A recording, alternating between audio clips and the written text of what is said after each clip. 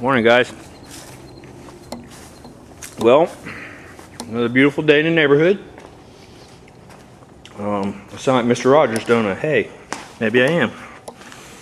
I'm Roger, so. So what we're gonna do. This is my thought. I think my test was a little maybe unfair yesterday. Because using the heat gun like I did, flipping this over and heating this up to 200 degrees, if you think about that, you do that to anything, even panel bond stuff that's supposed to be better than weld. If you heat that panel bond up with that kind of heat, it's gonna let loose. And so I'm wondering if because I did that, it caused that to break away clean like it did, because it just heated it up until it let loose. So because, and my thought is heat makes things expand, so if it caused that to open back up, you know what I mean, as it was, and it wasn't fully cured anyway. Anyway, long story short, you see where I'm going with it. I'm thinking that today what I'm going to do is do the same test, and I'm going to split this in half, and I'm going to put all metal on. I'm going to put all metal on this half, and I'm going to put what is it? I think it's dynaglas is what I've got. Anyway, I'm going to put that on this side, spread it the same way, let it sit up most of the afternoon, and then just take a hammer and come back to it and start chipping away at it. Alright guys, here we go. I've changed my mind a little bit. My whole goal on this was to, because like we talked about before, no one's going to walk up beside of your car. Well, you hope no one walks up beside your car and hits it with a hammer. So I'm going to go ahead and heat this again to 165 degrees. I'm not going to go to the extremes I did yesterday, but I'm going to try to keep it similar to what you would have outside on a normal really hot day. And see what it does. I'm going to assume it's going to be fine. Then after that I'll let it cool down, and then I'll start prying on it and beating it with a hammer and all that kind of stuff, go to the extremes. But again, my whole deal was I want to see if this is going to, when it gets heated, when it starts to move, the metal starts to move, it's going to crack out. That was my whole intentions to begin with. So, but I'm not going to heat the backside like I did yesterday. I think that was kind of an unfair thing to do. So you're really not going to have that kind of direct heat coming from the inside of the car like that. So I don't know. So this is what we're going to do. So we're going to get this thing going. When I had it outside, it was 108 degrees out in the sun. Right now it's 95 degrees. What's funny is the silver shows 88 degrees and the green shows 95. So the green is holding more heat than the silver is, which makes sense. It's more reflective, I guess.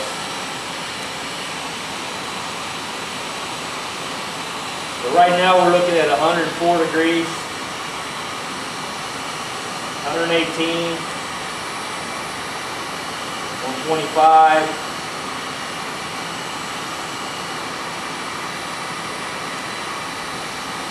145,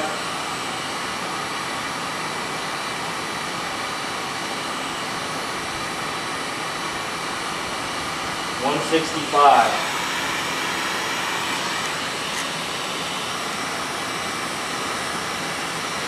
140.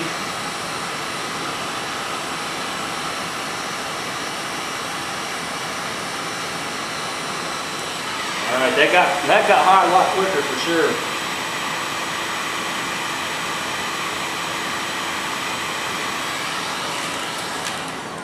Let me grab some gloves real quick. This is smart, I'm grabbing rubber gloves. It'll transfer the heat like crazy. I'm going to kind of flex this a little bit.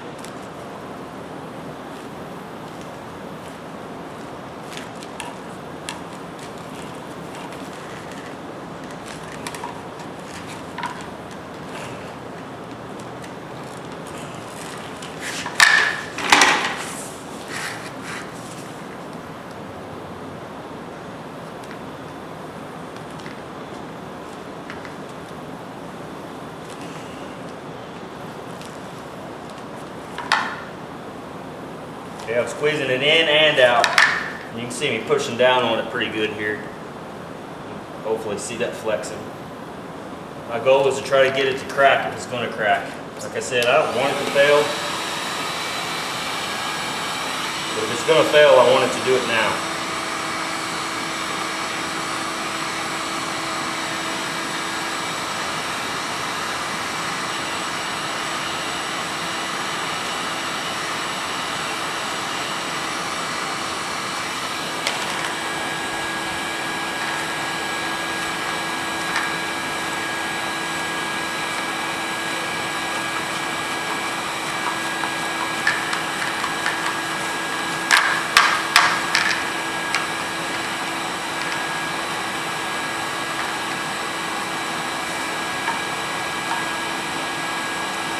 So far it's holding good.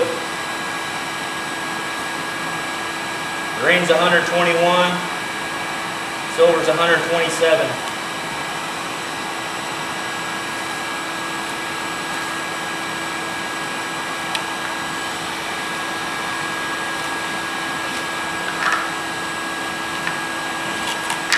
I can't ever see a car flexing in a scene like I'm doing this.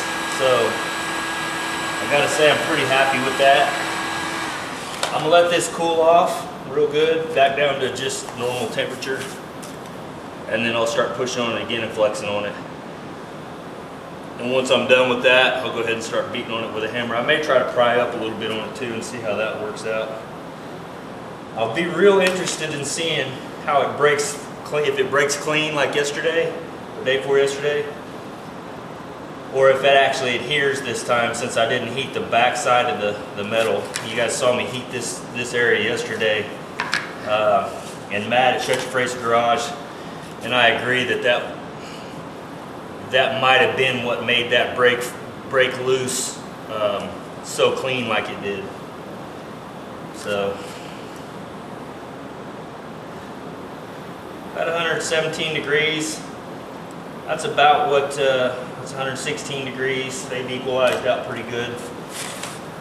Like I said, when I had it out in the sun earlier, it was 108 degrees. So, and it's 80, I think it's 88 degrees right now outside. So you figure if you have a 100-degree day, like I said, 165 degrees ought to be the hottest you ever see it. I can't imagine it getting a whole lot hotter than that, but I mean, I'm not a scientist, so I don't know exactly. I did look up on, I Googled it, and had a guy out with a temp gun just like this one, and he was hitting a black vehicle versus a red vehicle, white vehicle, and all that, and obviously the black holds more heat. We all knew that, but it was like 165 degrees, and he's in Arizona, and it's a really hot day. So I figured, well, that's probably as extreme as it would probably get. So, like I said, now I went to 200 on my video the other day, maybe a little over 200, and I also did that on the back side of this, which, like I said, I'm not sure that was a fair comparison. So.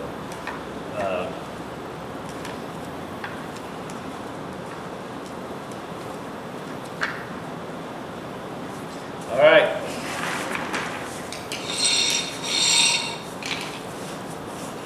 Let's see what we can do here.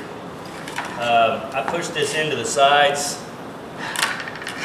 put some tape on the ends so I can kind of try to pry on it a little bit.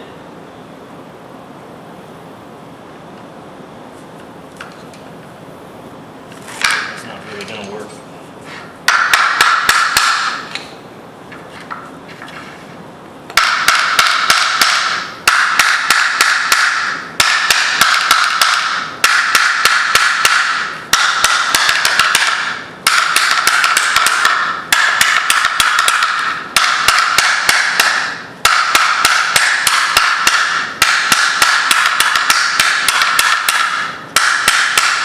Almost need hearing protection for this. Let me grab some.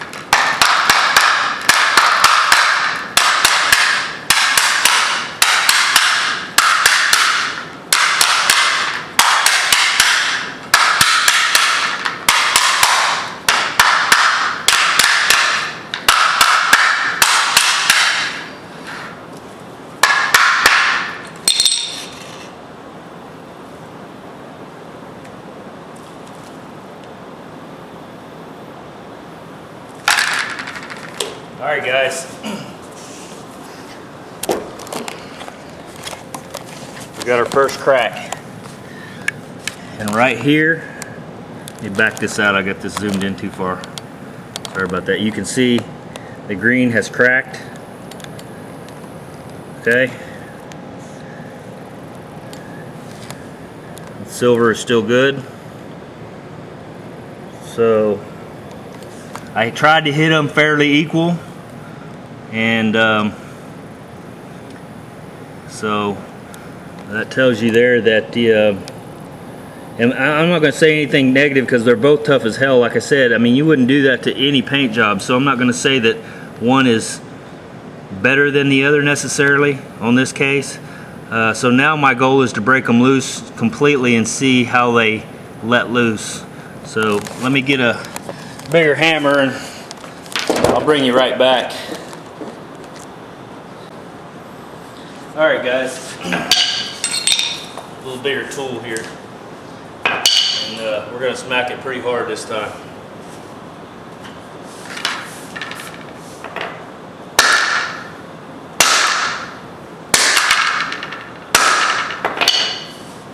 Alright. The Allmetal cracked that time, but I hit it really hard. Hopefully.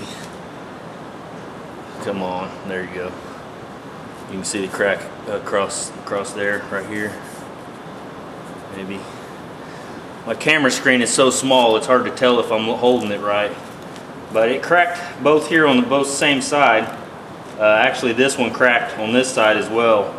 So now I ought to be able to dig that out. Once I get them cracked on both sides like that, I ought to be able to dig that out and see how they break loose.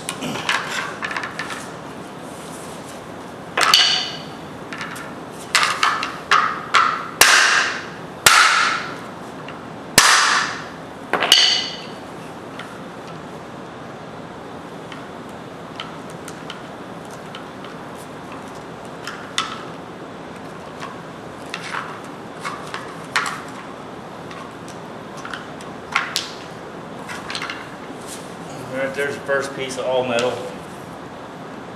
And it actually looks like it is holding somewhat better. It's still come off in a relatively solid piece though, as far as that goes. I was hoping it'd chip apart more.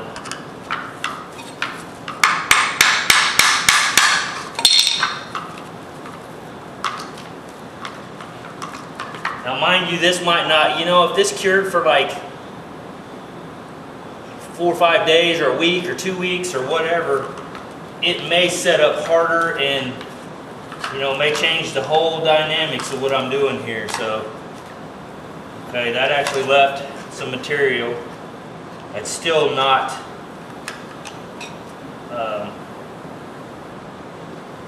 I'll put it to you this way. When I did my epoxy torture test with the OSPO and the rage filler, when that stuff broke loose, it left a lot of this behind. It didn't want to let loose, you could tell. So, like I said, I'm going to do, after I get all this cleaned up, get this back to normal, I'm going to hit it with some epoxy.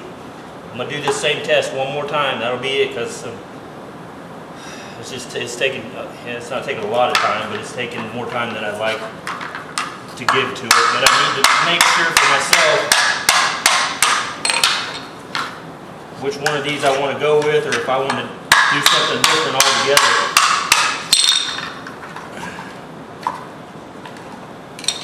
Yeah, I mean, and that left a pretty good little chunk right there.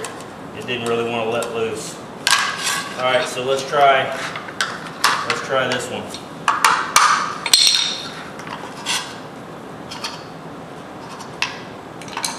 Okay, that's about the same size chunks, and it left a little bit of a film.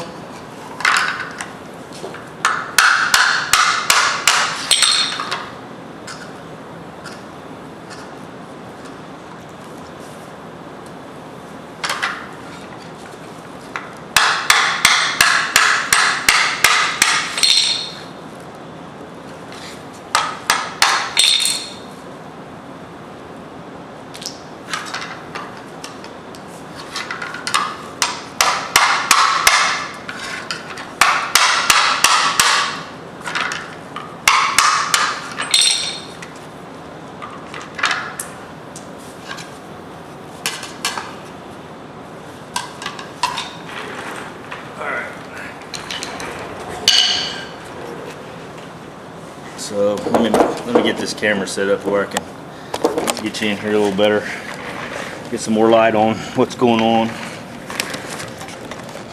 All right, so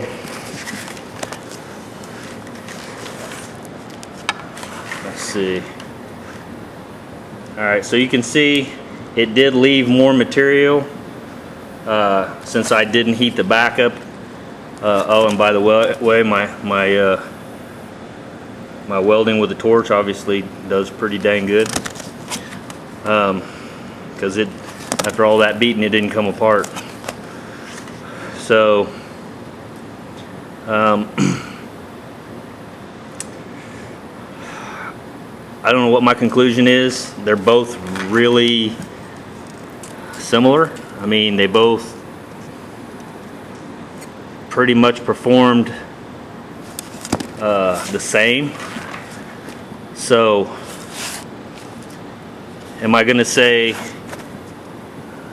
I'm not going to use Allmetal? No, I probably will use it. I'll probably do exactly what I did to the other side and go ahead and use it. I'm not scared of that. That actually did pretty good on that test. Same with fiberglass. Am I scared of it? No. It cracked first. If I had to give the win to either one, it would be the Allmetal. But you know, who knows? Maybe I hit this one just a certain way that caused it to crack, that I hadn't hit this one first. There's so many variables in this stuff.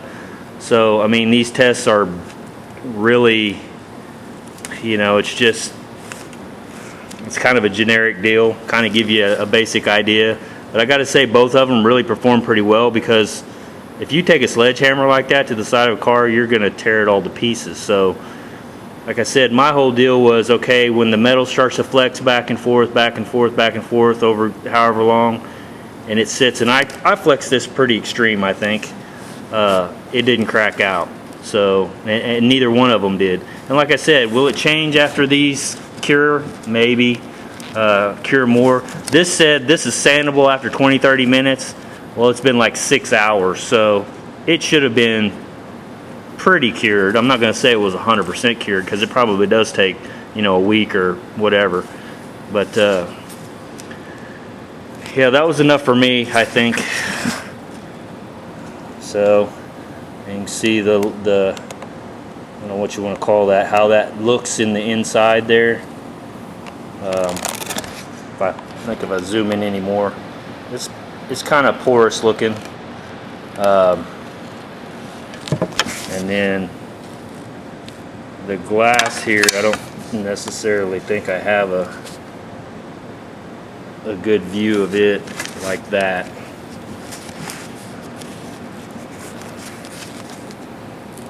Well, maybe right there. And it really looks pretty similar to that. I mean, they're, you know, none of this has fiberglass small fibers in it, which makes it stronger than your normal fillers.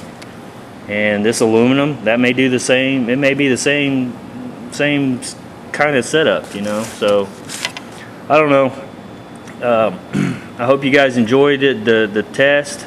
I know it helps me to know how these products are working and performing, and what I want to use. Had that failed like it did yesterday again, I would have said I'm not using it. Because it didn't, and like I said, I think because I was pretty ruthless on the back side of this with the heat, because you saw it broke off clean, and this time it didn't break off that clean. It still tried to hang on. And the same with the Duraglass. Now this Duraglass is made by 3M. I've seen a lot of people that don't like it either. They said it's crap. I mean, you've got so many opinions, just ridiculous. But I think there's something called, well, this is the dynaglas, and I think there's some Duraglass and there's some other kind of stuff too. But you can see right there, this is made by the 3M company. So unless this is just their super lower line of whatever they make, 3M to me is the standard. I mean, it just is what it is. You pay more for it, but you get what you pay for, in my opinion. And again, that's just my opinion. So, all right, guys, I want to end it there. Hopefully, that kind of showed you some things there. I don't know. So, like I said, I'll strip all this down, which is going to be real fun. That stuff looks like it's pretty thick on there. See, it broke off yesterday. Let me hit this a little bit more. It broke off yesterday on these areas. You watch me sit and do that. I'm going to do that again. Let me set you down real quick.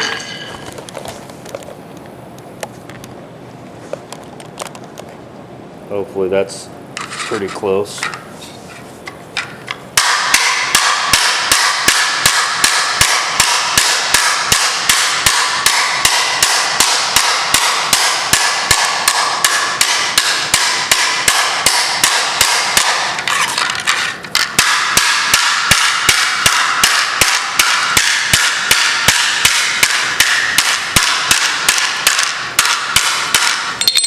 That's still breaking off fairly clean on the real thin areas.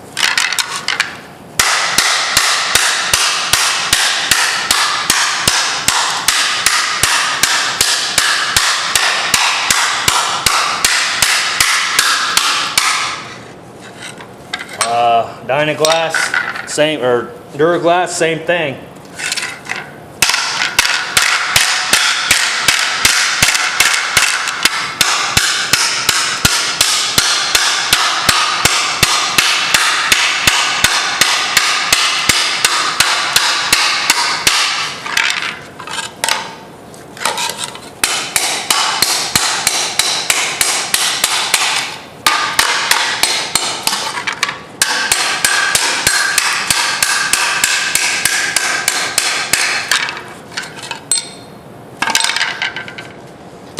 Alright, I had to beat the metal pretty hard. You can see it really deformed the metal a lot to get it to break loose like that.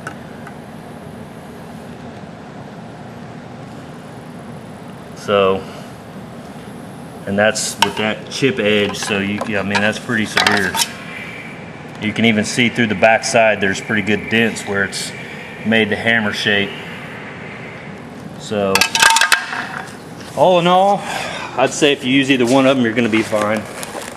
Again, mixing the Allmetal to me is more tricky because and with every filler, it's kind of a guesstimate type thing. I know on like regular rage fillers, like a 4-inch deal of it, you put one strip down the middle of a 4-inch wide deal of it. With this, you make a golf ball size, which you're estimating a golf ball size, and then you put 12 drops of that hardener per golf ball. That's how it says to do it. The fiberglass filler, it mixes up just like your regular fillers, which I like that with the cream hardener better because it's not so much of a, and that also turns colors. This doesn't. So it makes it really hard to know if you've mixed it up. And there's a pretty small window and then it starts turning hard. So you really got to be careful. So that's another tricky thing you might want to consider when you're using that. Whereas that, it turns green. I mean, it turns, actually, whichever color you got in there, it's going to turn a little bit different color, and you can kind of see it. And you can see the stripes through it when it's mixing also better, whereas this, not so much. So it's a little more tricky to mix that. So, all right, you guys let me know what you think. I'll talk to you later on. See ya.